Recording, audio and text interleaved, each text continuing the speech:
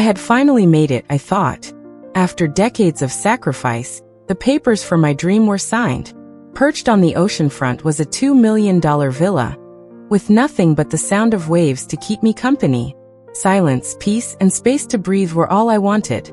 But my phone rang, and the voice on the other end shattered everything. It was my sister, Melissa. A greeting wasn't even offered. "We're on our way to you. There will be 15 of us," she said. "Beds, towels, slippers, food, prepare everything. We'll be staying for 3 weeks. We'll be there in 40 minutes, so hurry up." In disbelief, I stared at the phone. 15 people. 3 weeks. My sanctuary, my lifelong reward, was about to become her personal resort. My heart raced, but instead of panic, a strange calm spread through me. I smiled. I had a plan. After Melissa hung up, I stood frozen in the middle of my half-unpacked living room. The phone still pressed against my ear even though the line had gone dead. Outside my window, the Pacific stretched endlessly, waves rolling in a steady rhythm, but all I could hear was the echo of her command. "Prepare beds, towels, slippers, food. 15 of us, 3 weeks." My hands shook as I set the phone down on the granite counter. For years, I had dreamed of this exact view. The endless horizon, the salty air rushing through wide-open windows, the faint cries of seagulls over the cliffs. I'd worked double shifts as an engineer, skipped vacations, lived frugally while others splurged, all for this moment. This house wasn't just property. It was my sanctuary. And Melissa, my own sister, had decided it was hers too. I remembered the tone in her voice. It wasn't a request. It wasn't even a suggestion. It was a demand, delivered with the certainty of someone who had gotten her way too many times before. Growing up, Melissa had always been the one who snapped her fingers. And I was the one who cleaned up the mess. When she wanted my new clothes, she borrowed them and never returned them.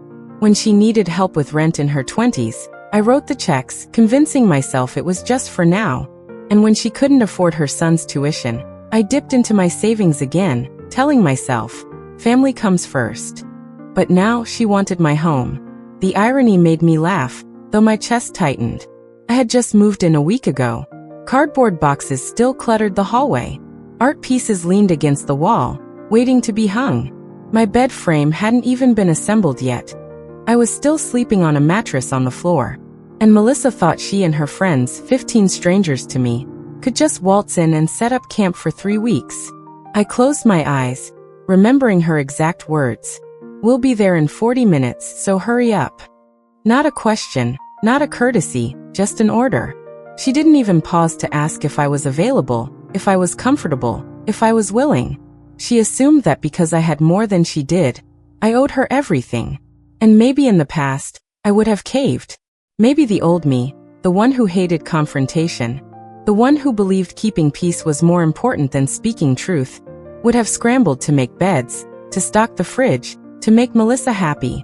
But as I stood in that villa, my villa, with the ocean air cooling my flushed skin, something shifted. I wasn't the same Dorothy she'd bossed around as a teenager. I wasn't the same woman who had quietly covered her debts or smiled through her insults at family dinners. No, this was my line in the sand.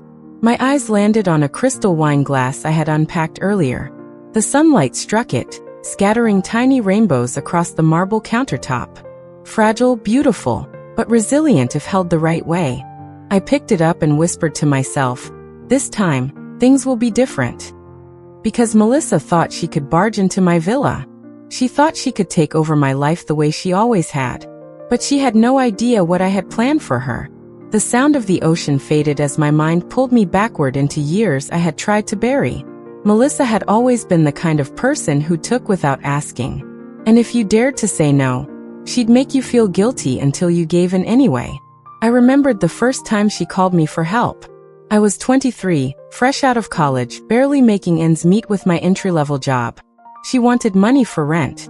"Just a couple hundred, Becky," she'd pleaded, using that sugary voice that made her sound almost innocent.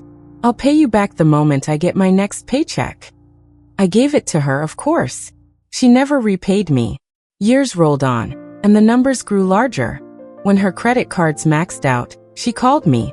When her car broke down, she called me. When her son needed new clothes, she called me. And every time the story was the same. She was desperate. She promised repayment, and she always failed to deliver. The biggest blow came when her daughter went off to college. I had been saving for my dream home, watching every dollar like a hawk. Melissa, on the other hand, had spent lavishly, designer handbags, spa weekends, vacations with friends. Then suddenly, when tuition was due, she turned to me. "Becky, you've always been the responsible one. You have money. Can't you help just this once? Just this once." How many times had I heard those words? Too many. But I paid. I paid because I didn't want my niece to suffer for her mother's recklessness. And then there was the wedding. Melissa wanted the grandest event possible. Flowers flown in. A ballroom dripping in gold and crystal. A gown that cost more than my car. Of course, she didn't have the money for it. "Please, Becky," she whispered to me over coffee one afternoon, her hands clutching mine dramatically. "You're the only one I can count on. This day means everything to me." I signed the check. I told myself it was love, that family was worth the sacrifice. But deep down, a voice inside me whispered the truth. Melissa didn't value me. She valued what I could give her. Now standing in my villa, I could see the pattern clearly. It wasn't love. It wasn't sisterhood. It was entitlement. Decades of it, layered like bricks on my shoulders. Melissa had always assumed I'd be there to catch her when she fell, and I had. But now she wanted to turn my lifelong dream into her playground. The more I thought about it, the angrier I became. This villa was supposed to be my fresh start, a reward for every sleepless night, every overtime hour, every holiday I'd spent at the office instead of at home. Yet in Melissa's mind, my sacrifices meant nothing more than free vacations for her and her freeloading entourage. I walked to the mantelpiece where I had placed a single framed photograph. Our parents, long gone, smiling on the porch of our childhood home. My chest ached. They had raised us with the same lessons. Work hard. Be kind. Respect what belongs to others. Somehow Melissa had chosen to forget all of that. I touched the frame and whispered, "You'd be ashamed of her if you knew. And maybe, just maybe, you'd be proud of me for what I was about to do." Because this time, Melissa wasn't going to get what she wanted. 40 minutes felt like 4 seconds. I hadn't even finished unpacking the box of dishes in my kitchen when the rumble of engines echoed up the coastal road. I stepped to the window, and my stomach dropped. 5 cars, a convoy, Melissa's black SUV at the front like a general leading her troops, followed by sedans stuffed with people, a pickup truck piled high with coolers and beach chairs. Dust rose from the driveway as they pulled in, tires crunching over the stones like an army advancing into conquered territory. I tightened my grip on the counter, the cool granite grounding me. My villa, the home I had saved for, dreamed of, cried over, was about to be stormed. Car doors slammed in rapid succession. Laughter erupted. Children shrieked. Someone yelled, "Wow, this place is insane." And then I saw her, Melissa, emerging from the SUV with oversized sunglasses, her hair whipping in the breeze like she was about to film a commercial. "Becky," she called, spreading her arms wide as though this were some joyful reunion. "Look at this paradise. You lucky, lucky girl." I didn't move. My front door stood between us, solid oak with frosted glass panels.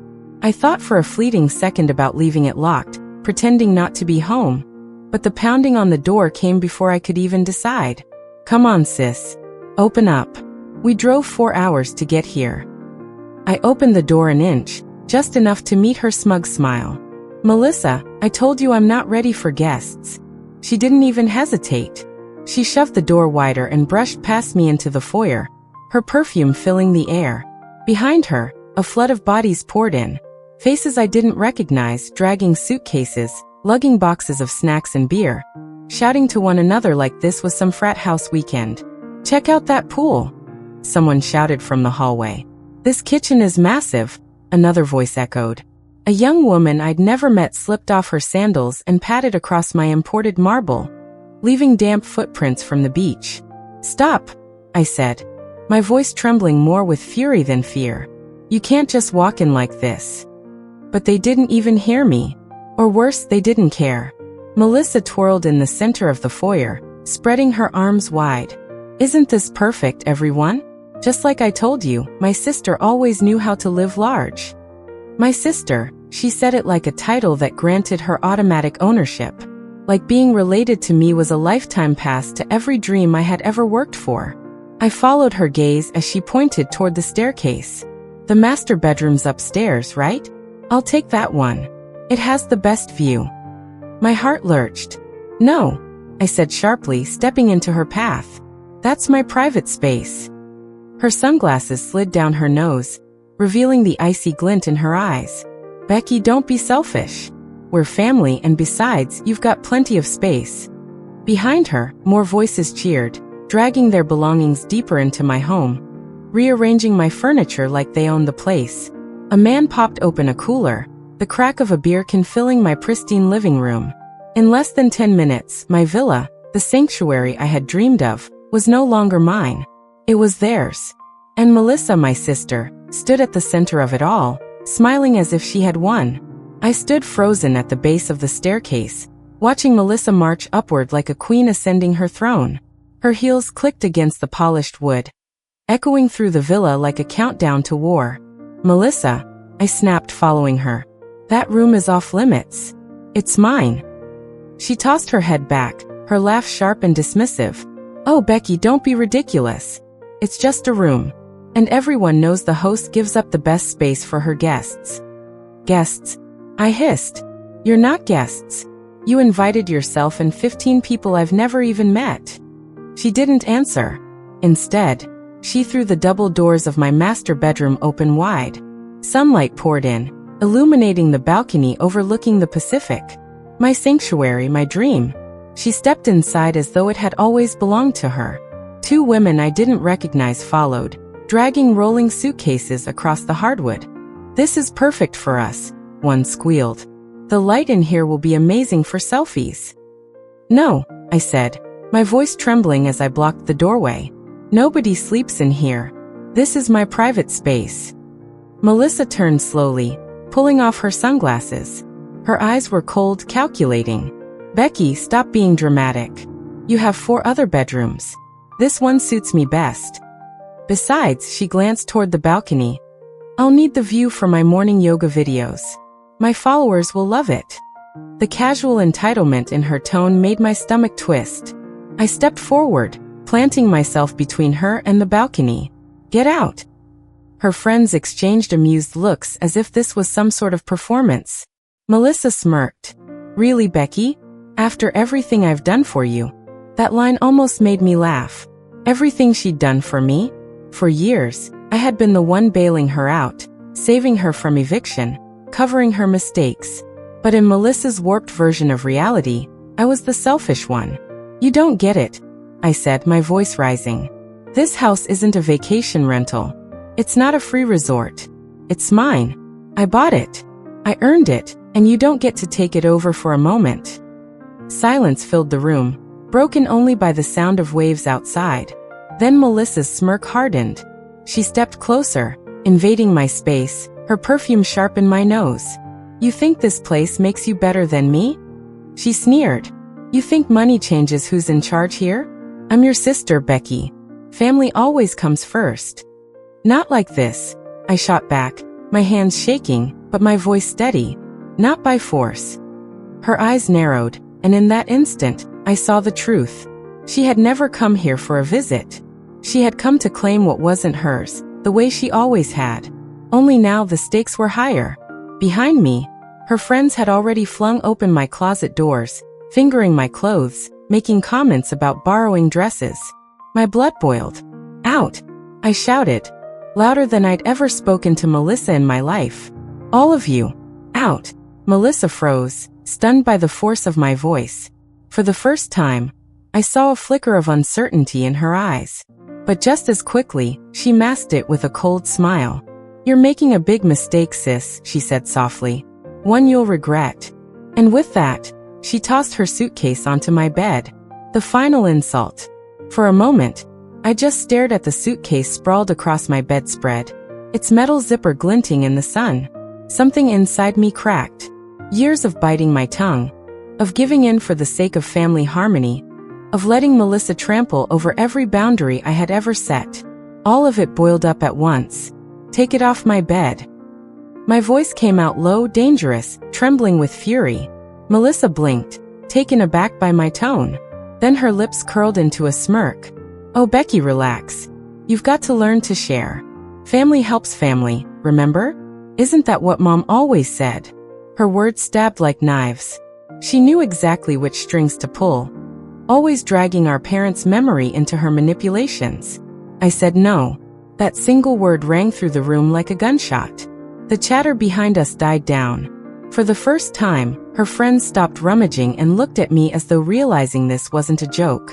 Melissa tilted her head, her voice dripping with fake sweetness. Don't be selfish. Everyone here agrees, right? A chorus followed, voices I didn't even recognize. She's got plenty of space. Why make such a fuss over one room? Come on, Becky. Don't ruin the vibe. One of the men cracked open a beer right there in my bedroom, foam spilling onto my hardwood floor. He raised the can toward Melissa. To family. My jaw tightened so hard I thought my teeth might break. Family doesn't invade, I snapped, turning on them. Family doesn't demand, and family sure as hell doesn't treat someone's home like a hotel. Melissa's smirk faltered. You're being dramatic, she muttered, her confidence wavering for a split second. But then she stepped closer, lowering her voice so only I could hear. What are you going to do, Becky? Throw us all out? You don't have the guts. Her words were gasoline on a fire I'd been holding back for years. I felt my hands tremble, not from fear, but from the rage of decades finally finding its voice. Yes, I said louder this time so the whole room heard. That's exactly what I'm going to do. Gasps rippled through the group. Melissa's eyes widened, then narrowed. You wouldn't dare. I took a step forward, squaring my shoulders, my pulse pounding in my ears. Watch me. For the first time in my life, I wasn't shrinking back. I wasn't the quiet younger sister cleaning up the mess. I was the homeowner, the woman who had built a life through sweat and sacrifice. And this was my line in the sand. Melissa scoffed, but there was a flicker of unease in her expression. You'll regret this, sis. Everyone will see what kind of person you really are. Good, I shot back, because I'm done letting you define me. This house is mine, and you're not welcome here. The silence that followed was heavy, broken only by the muffled crash of waves outside. For once, Melissa had no snappy comeback. And for once, I didn't back down. The room felt like it was closing in on me. 15 people in my house, voices rising, laughter echoing in my sanctuary as if I were invisible. My pulse thudded in my ears. I had tried reason. I had tried standing firm, but Melissa wasn't listening. She never had. I took a slow breath, forcing my shaking hands to stay steady. Then I turned and walked out of the master bedroom. Behind me, I heard scoffs, mocking laughter. Melissa's voice dripping with disdain. She's bluffing. She won't do anything. But she was wrong. I strode down the hall into my study and shut the heavy oak door with a sharp click. The lock turned under my fingers. And for the first time since they arrived, I felt the faintest sense of control. I leaned against the desk, breathing hard, staring at the phone in my hand. My thumb hovered over the screen. Could I really do this? Call the police on my own sister? On people who were technically family? A crash from the living room made my decision for me. The sound of glass shattering, followed by laughter, rolled through the house. My sanctuary was under siege. I dialed 911. What's your emergency? My voice trembled, but it carried a strength I hadn't heard in myself before. There are people in my home who refuse to leave, about 15 of them. They force their way in. I need help. The operator's tone was calm, professional. Ma'am, are you in immediate physical danger? Not yet, I whispered, glancing at the door as shadows passed under the crack. But they won't leave. I told them multiple times. They're ignoring me. Can you confirm this is your residence? Yes, I said firmly. I purchased the property last month. I have the deed here. My name is Dorothy Collins. Officers are being dispatched to your location. Stay in a secure room until they arrive. Estimated arrival time is 15 minutes. 15 minutes. I could survive that. A loud knock rattled the study door. Becky. Melissa's voice sang out, falsely cheerful. Come on, don't be like this. We're family. Let's talk like adults. Another voice, male and mocking, chimed in. She's calling the cops, isn't she? Total drama queen. My stomach twisted, but I stayed silent. Then Melissa's tone shifted, sharp as broken glass. If you do this, Becky, you'll regret it. You'll lose me. You'll lose all of us. And you'll be alone in this big empty house. Her words pressed on old wounds. The fear of loneliness that had haunted me for years. But instead of breaking me, they hardened me. I looked at the framed photo on my desk, our parents smiling, a reminder of values Melissa had long abandoned. I gripped the phone tighter and whispered to myself, better alone than exploited. Outside the door, the voices grew frantic. They knew the police were coming. I could hear Melissa hissing to her friends, panic slipping into her tone. Don't worry, she won't go through with it. She never does. But this time she was wrong. The minutes dragged like hours. My eyes flicked constantly to the clock on my desk, each second stretching longer than the last. Outside my study door, the whispers had turned into arguments. Some of Melissa's friends wanted to leave. Others insisted on waiting me out. Melissa's voice, sharp and domineering, cut through them all. She won't do it. She's just being dramatic. Give her a few minutes. She'll open the door and apologize. Then finally, the sound I'd been waiting for. Sirens, faint at first, then louder, cutting through the ocean breeze like a blade. My heart leapt into my throat. Relief surged through me, tempered with a flicker of dread because I knew the confrontation wasn't over. Heavy pounding shook the front door. This time it wasn't Melissa or her entourage. This knock carried authority. Police, open up. The house erupted into chaos. Footsteps scrambled across my marble floors, voices overlapping in panic. I unlocked my study door and stepped into the hallway, my phone still clutched in my hand like a lifeline. Melissa was at the foyer, plastering on her sweetest smile as she pulled the door open. Officers, thank goodness you're here, she cooed, her tone dripping with false innocence. My sister's having a bit of an episode. We were just trying to spend some time together, and she... Ma'am, the officer's voice cut her off, firm and unimpressed. Two of them stepped inside. A tall man with graying temples and a younger woman with sharp, watchful eyes. Are you the homeowner who made the call? I stepped forward, my knees trembling, but my voice steady. Yes. Dorothy Collins. This is my property. They entered without permission and refused to leave when I asked. The older officer nodded. Do you have proof of ownership? I opened the folder I'd prepared and handed over the deed. My fingers no longer shook. They felt steady for the first time all day. Melissa laughed lightly, trying to wave it off. This is a family matter, officers. She's just overreacting. We drove hours to get here, and she invited us. I never invited you. I snapped, my voice ringing louder than I expected. You demanded. You barged in. You've destroyed my home. The younger officer scanned the room. Her eyes lingered on the half-empty beer cans, the piles of luggage, the muddy footprints streaking across my pristine floor. Her jaw tightened. Sir, the older officer said to me, do you want these individuals removed from your property? Yes, I said clearly, my voice unwavering. Every single one of them. Gasps rippled through the group. Melissa's smile faltered. Becky, don't do this, she hissed. Think about what you're saying. We're family. Family doesn't force their way into someone's home, I said coldly. The officer turned back to Melissa and her crowd. You have 15 minutes to gather your belongings and vacate. If you're still here after that, you'll be arrested for trespassing. The room exploded with protests. Some of Melissa's friends cursed under their breath as they started stuffing clothes back into suitcases. Others shot me dirty looks as though I were the villain. Melissa herself stood frozen, her fists clenched, her face a mask of fury barely concealed beneath a trembling smile. You'll regret this, she whispered, leaning close as she dragged her suitcase toward the door. You think you've won, but this isn't over. I didn't flinch.